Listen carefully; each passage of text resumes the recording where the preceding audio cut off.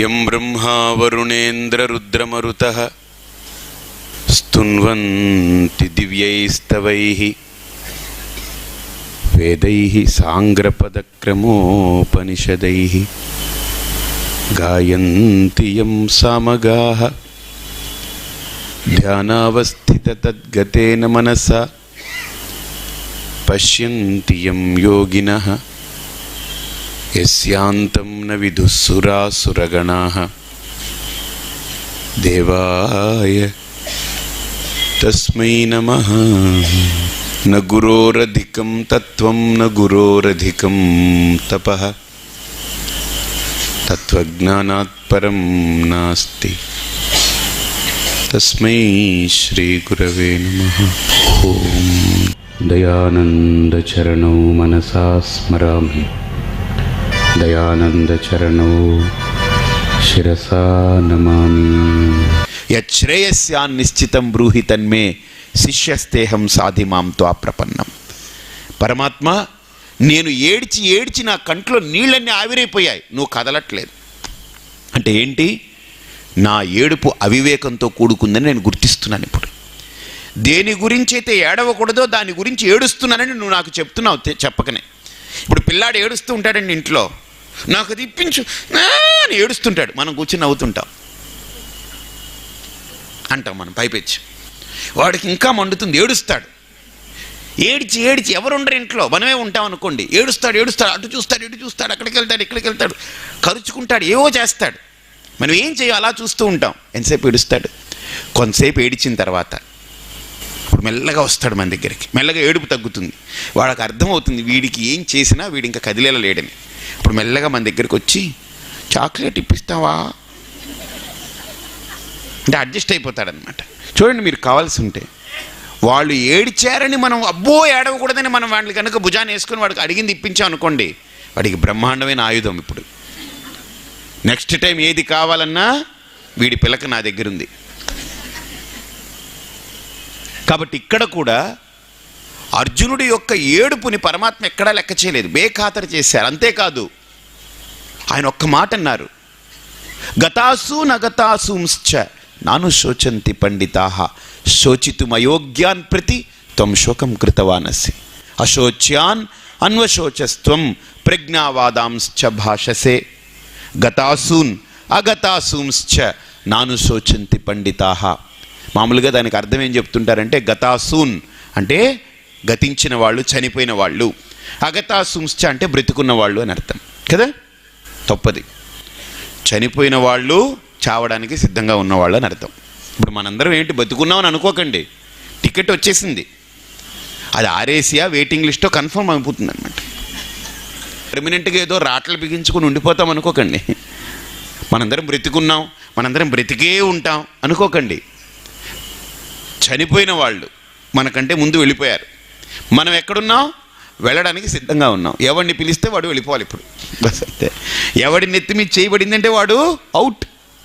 ఖోఖో ఆడుతుంటారు కదా, ఖోఖోలో ఏం చేస్తాడు? ఎవడు ముట్టుకుంటే వాడు పోతుంటాడు, అంతే. అలాగని ఇక్కడ కూడా వాడు ఖోఖో ఆడుతుంటాడనమాట. ఎంత అద్భుతంగా ఆడుతాడు ఆట. ఇలా పోతాడు ఇలా పోతాడు ఇలా పోతాడు, ఎవడో పెడపడతాడు, ఆడు పోతుంటాడు, అంతే.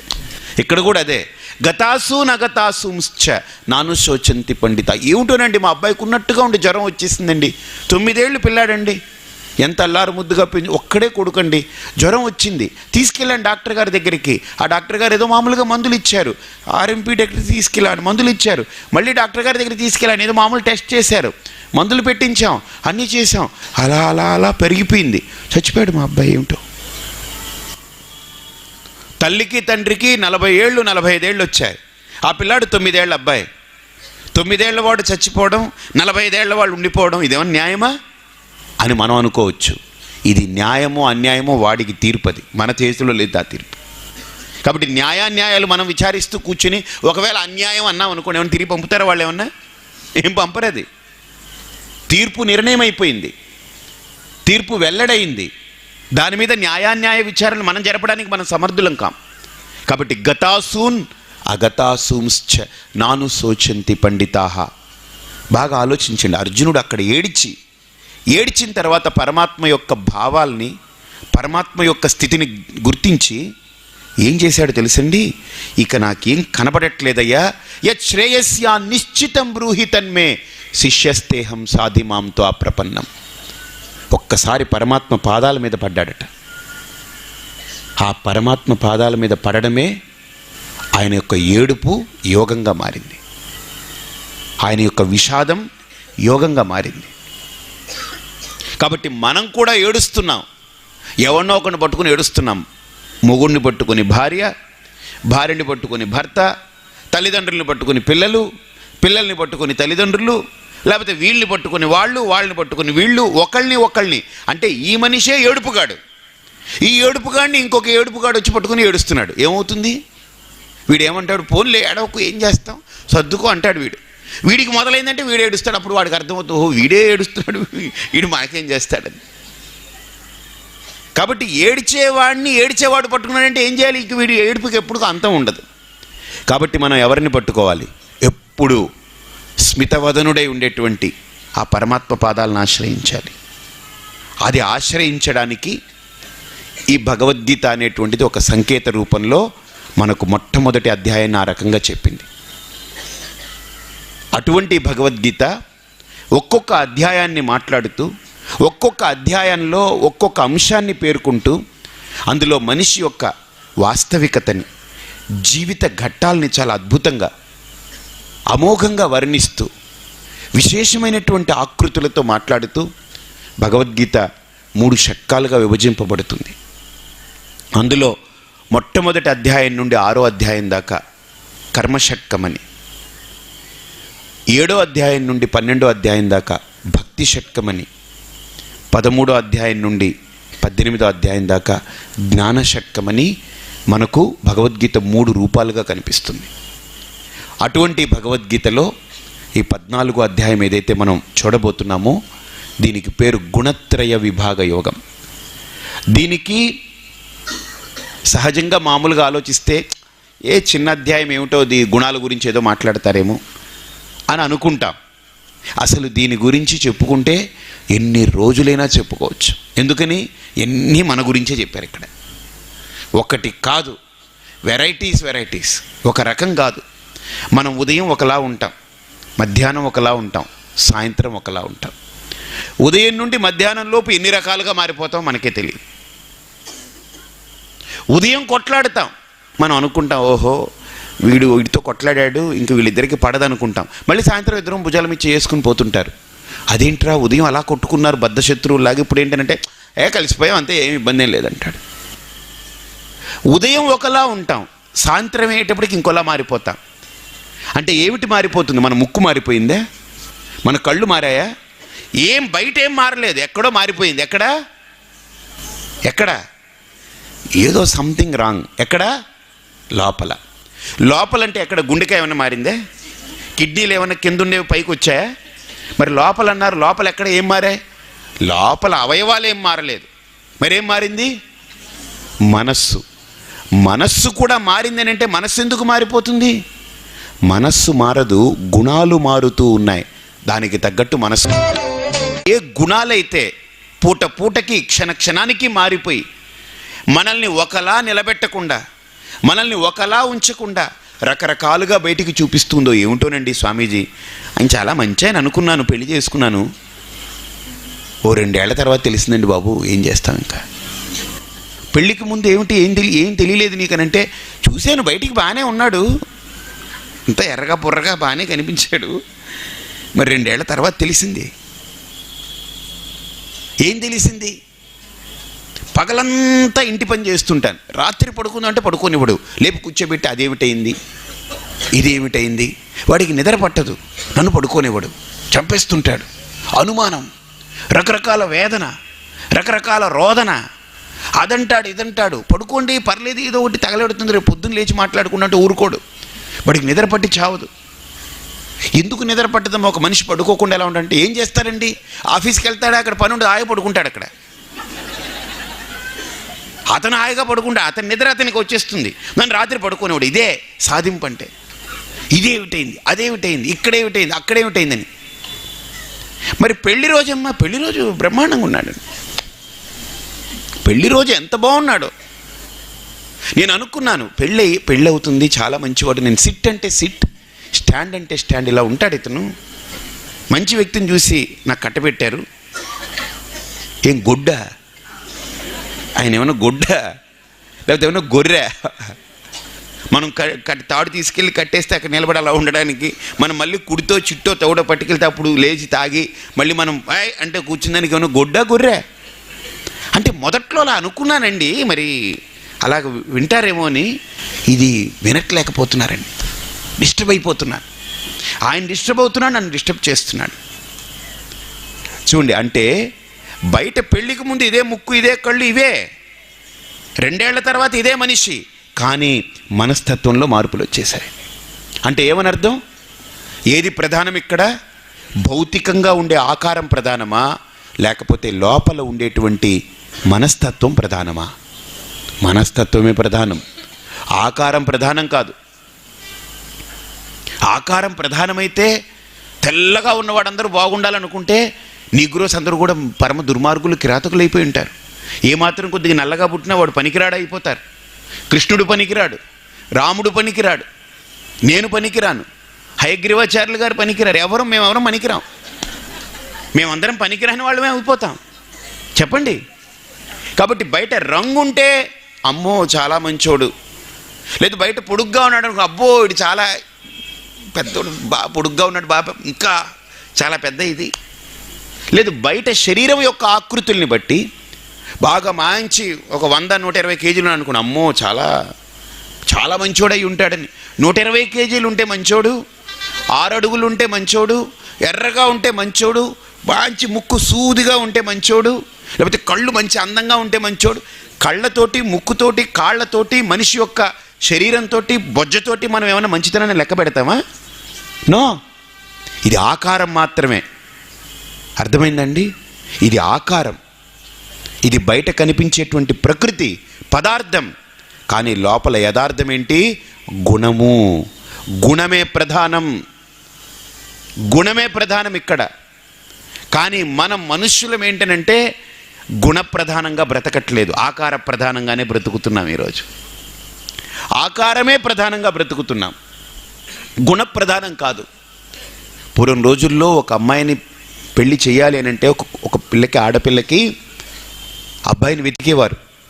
ఆ వరుణ్ణి వెతికినప్పుడు వాడు ఎలా ఉన్నాడు చూసేవారు. ముందు బయట ఆకృతి ఒక రకంగా చెప్పాలంటే అది కొన్ని మార్కులు సంపాదిస్తాయి, కానీ అది పర్మనెంట్ కాదు. లోపల ప్రకృతి ప్రధానం, బయట ఆకృతి ప్రధానం కాదు. లోపలుండే ప్రకృతి ప్రధానం. లోపల వికృతి ఉందనుకోండి, బయట ఎంత ఆకృతి ఉన్నా 2-3 రోజులు అన్నీ బ్రేక్ డౌన్ అయిపోతాయి, అన్నీ ఎక్కడెక్కడ నట్లు అన్నీ లూజ్ అయిపోయి పడిపోతాయి అన్నీ. కాబట్టి మనం అమ్మాయిని ఇచ్చేటప్పుడు, ఆడపిల్లని ఇచ్చేటప్పుడు బయట ఆకృతికి ఎంత ప్రాధాన్యత ఇస్తామో అంతకంటే కొన్ని వేల రెట్లు లోపలుండే ప్రకృతికి ప్రాధాన్యతనిస్తాం మనం. ప్రకృతి అంటే ఏంటి? గుణం, లోపల ఉండేటువంటి స్వభావం, లోపల మనస్సులో కలిగేటువంటి ఆలోచనలు, వాడి యొక్క తత్వం, వాడి యొక్క పర్సనాలిటీ. గుణము అనేటువంటి దానికి చాలా అర్థాలు చెప్పాయి మన శాస్త్రాల్లో. గుణ్యతే ఇది గుణ, గుణింపదగినది. అంటే 2 అని పెట్టారనుకోండి, ఏమవుతుంది? అది 4. 2 అని పెట్టారనుకోండి 12.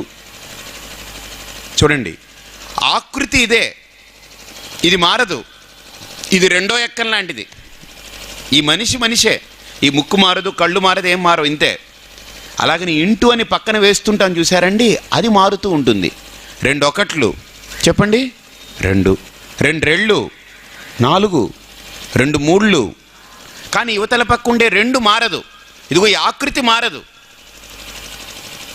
దీన్ని మనం ప్రేమించినా, దీన్ని ద్వేషించినా ఈ ఆకృతి మారదు. కానీ దీని లోపల ఉండేటువంటి గుణం ఉందే, అది పెరుగుతూ పోతూ ఉంటుంది. లోపల ఉండేటువంటి గుణం కనుక మనకు నచ్చనివనుకోండి, దీనికి ఎంత ఆకృతి ఉన్నా మైనస్ పాయింట్లు పడిపోతూ ఉంటాయి.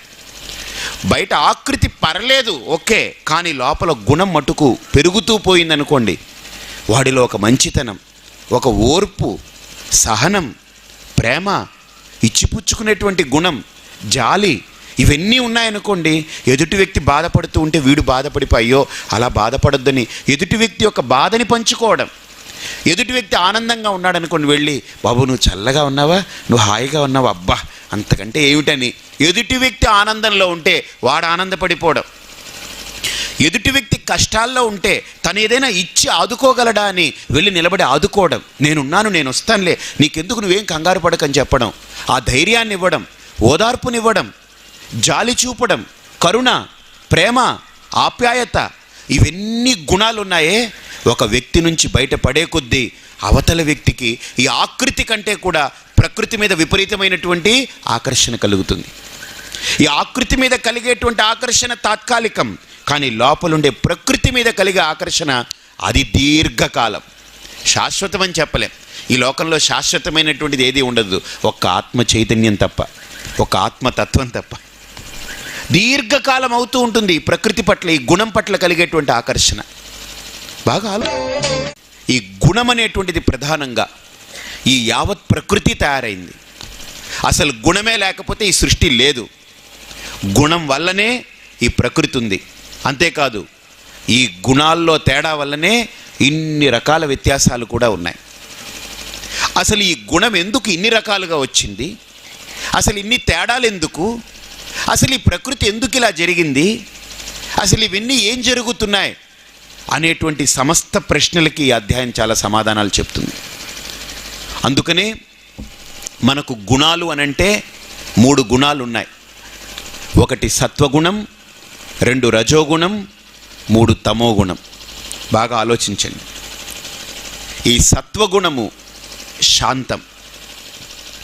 సత్వగుణము అనంటే ప్రధానమైనటువంటి దాంట్లో కనిపించేటువంటి గుణం శాంతరసం. ఈ రజోగుణం తమోగుణం గురించి చెప్పుకోవాలంటే కామం అనేటువంటి శబ్దం ఉంది కదా, కామం అంటే కోరిక, ఏదైనా ఒక కోరిక. బాగా ఆలోచించండి, ఒక కోరిక, మనిషికి ఒక కోరిక పుట్టిందనుకోండి, అది తీరితే ఒక ప్రమాదం, తీరకపోతే మహాప్రమాదం, ఘోర ప్రమాదం. తీరితే ఒక ప్రమాదం, తీరకపోతే ఘోరం. ఏమిటి అదేంటండి బాబు మీరు అలా అంటారేంటి, కోరిక తీరితే ప్రమాదం ఏముందండి, కోరిక తీరితే హాయి కదా అనుకుంటున్నాం మనం. కోరిక తీరితే ఇంకా అక్కడి నుంచి ఒక ప్రమాదం మొదలవుతుంది. ఆ ప్రమాదం అదొక పెద్ద ప్రమాదం. మనం ఇంతవరకు ఆలోచించలేదు దాన్ని. కోరిక తీరితే అయిపోయింది అనుకుంటాం, దాటిపోయాం అనుకుంటాం. కోరిక తీరేదాకా అలా వెయిట్ చేస్తూ ఉంటాం. కోరిక తీరిన తర్వాత నుంచి మొదలవుతుంది వీడి లంపటం అంతా.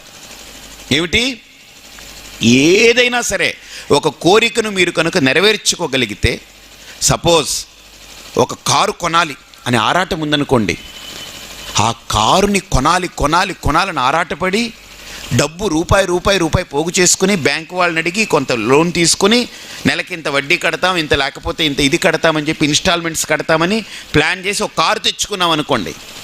బాగా ఆలోచించండి. కోరిక తీరిందనుకోండి, తీరితే కలిగేటువంటి ప్రమాదం ఏంటనంటే లోభం. ఇంకా కారు చుట్టూ మన మనసు తిరుగుతూ ఉంటుంది.